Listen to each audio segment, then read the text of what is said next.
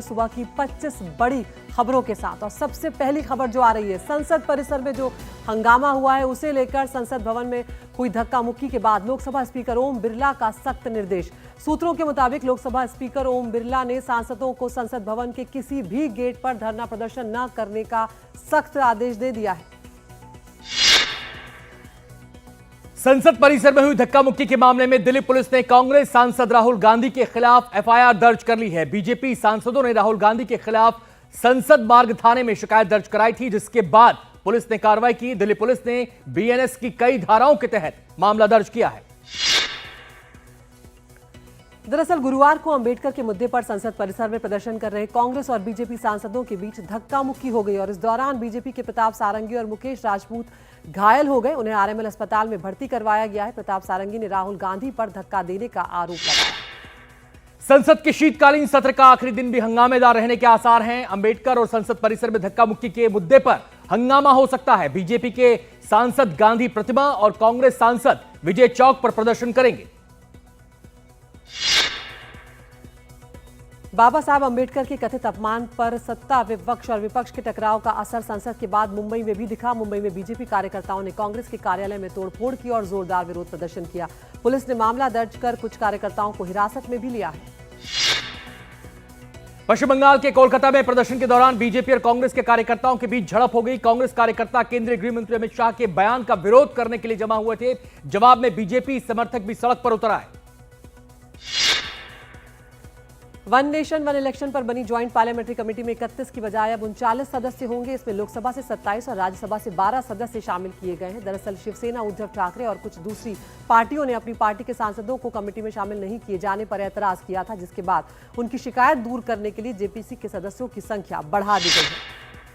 पहले सीडीएस बिपिन रावत का helicopter human error से क्रैश हुआ था। एक स्थायी समिति की ओर से लोकसभा में पेश रिपोर्ट में यह खुलासा हुआ है। बता दें कि सीडीएस बिपिन रावत की 8 दिसंबर 2021 को तमिलनाडु के कुन्नूर के पास हेलीकॉप्टर हादसे में मौत हो गई थी। इस हादसे में उनकी पत्नी मधुलिका रावत समेत कुल 12 लोगों की जान गई थी। जम्मू कश्मीर के मुख्यमंत्री उमर अब्दुल्ला ने दिल्ली में गृह मंत्री अमित शाह से मुलाकात की और मुलाकात के बाद अब्दुल्ला ने कहा कि जम्मू कश्मीर को पूर्ण राज्य का दर्जा देने को लेकर बातचीत हुई है और हमें उम्मीद है कि जल्द ही राज्य का दर्जा बहाल कर दिया जाएगा। जम्मू कश्मीर की सुरक्षा को लेकर गृह मंत्री अमित शाह ने उच्च स्तरीय बैठक की। बैठक में अमित शाह ने कहा कि मोदी सरकार के प्रयासों के कारण जम्मू कश्मीर में आतंकवाद का इकोसिस्टम लगभग खत्म हो गया है। उन्होंने जम्मू कश्मीर में आतंकवाद के खात्मे के लिए सभी सुरक्षा एजेंसियों को तालमेल बिठाकर काम जारी रखने का निर्देश दिया। उत्तर प्रदेश के बिजली विभाग ने यूपी के संभल से समाजवादी पार्टी के सांसद जिया और रहमान बर्ग पर 1 करोड़ 91 लाख रुपए का जुर्माना लगाया है। बिजली विभाग का आरोप है कि सांसद बर्ग के घर में चोरी से बिजली चलाई जा रही थी और बिजली विभाग ने इस मामले में सांसद के खिलाफ एफआईआर दर्ज करवाई और उनके घर की बिजली भी काट दी गई। यूपी के संभल में एएसआई की टीम आज कार्तिकेय मंदिर और कुएं की कार्बन डेटिंग का काम शुरू कर सकती है। सर्वे के जरिए एएसआई ये जानने की कोशिश करेगी कि ये मंदिर और कुआं कितना पुराना है। बता दें कि जांच के लिए एएसआई की 4 सदस्यों वाली टीम संभल पहुंच चुकी है। इलाहाबाद हाईकोर्ट ने राहुल गांधी की नागरिकता के मामले में केंद्र सरकार से रिपोर्ट मांगी है। कोर्ट ने इस मामले में अब तक की गई कार्रवाई का ब्यौरा 24 मार्च तक पेश करने का निर्देश दिया।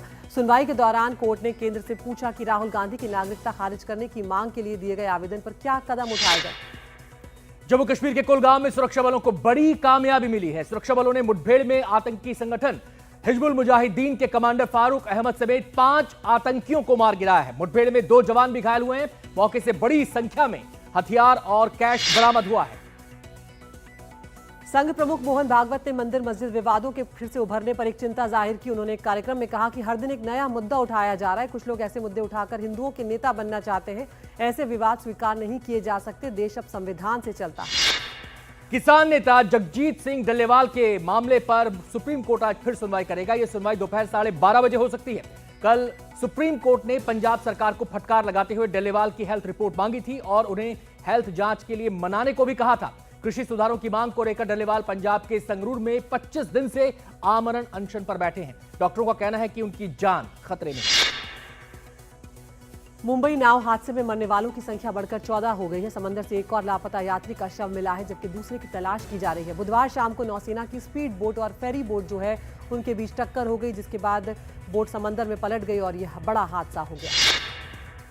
राजस्थान की प्रतापगढ़ पुलिस ने मादक पदार्थ तस्करी मामले में फरार चल रहे बाप बेटे समेत 3 तस्करों को गिरफ्तार किया है। दिवल्दी गांव में छापेमारी के दौरान पुलिस ने यह कार्रवाई की। 16 दिसंबर को पुलिस ने दिवल्दी गांव में मादक पदार्थ एमडी बनाने की एक फैक्ट्री पकड़ी थी। मौके से पुलिस ने बड़ी मात्रा में ड्रग्स बनाने के उपकरण और लगभग 40 करोड़ रुपए की ड्रग्स बनाने का केमिकल जब्त किया था। लखनऊ के हजरतगंज में एक बुलेट बाइक शोरूम में अचानक आग लगने से अफरा तफरी का माहौल पैदा हो गया। फायर ब्रिगेड ने कड़ी मशक्कत के बाद आग पर काबू पाया। हादसे में किसी के हताहत होने की खबर नहीं है। बाइकों को लेकिन खासा नुकसान पहुंचा है। राजस्थान में अब जल्द ही पुलिस की भाषा बदलने वाली है। पुलिस अब उर्दू की जगह हिंदी शब्दों का इस्तेमाल करेगी। गृह राज्य मंत्री जवाहर सिंह बेडम ने इस संबंध में पुलिस डीजीपी को पत्र भी जारी कर दिया है। पुलिस मुख्यालय ने ऐसे शब्दों और उनके हिंदी विकल्पों के बारे में जानकारी मांगने की कवायद शुरू कर दी है। दिल्ली सरकार ने हर तरह से पटाखों के बेचने और इस्तेमाल पर पाबंदी लगा दी है। दिल्ली सरकार के प्रधान सचिव AK सिंह ने पर्यावरण अधिनियम 1986 के तहत पटाखों पर स्थायी प्रतिबंध लागू किया है। प्रधानमंत्री नरेंद्र मोदी दिल्ली में केंद्रीय मंत्री जॉर्ज कुरियन के आवास पर क्रिसमस समारोह में शामिल हुए। पीएम मोदी ने सोशल मीडिया प्लेटफॉर्म X पर सेलिब्रेशन की तस्वीरें भी शेयर की। साथ ही उन्होंने लिखा कि केंद्रीय मंत्री जॉर्ज कुरियन के आवास पर क्रिसमस सेलिब्रेट किया। इस दौरान ईसाई समुदाय के प्रमुख सदस्यों से बातचीत भी की।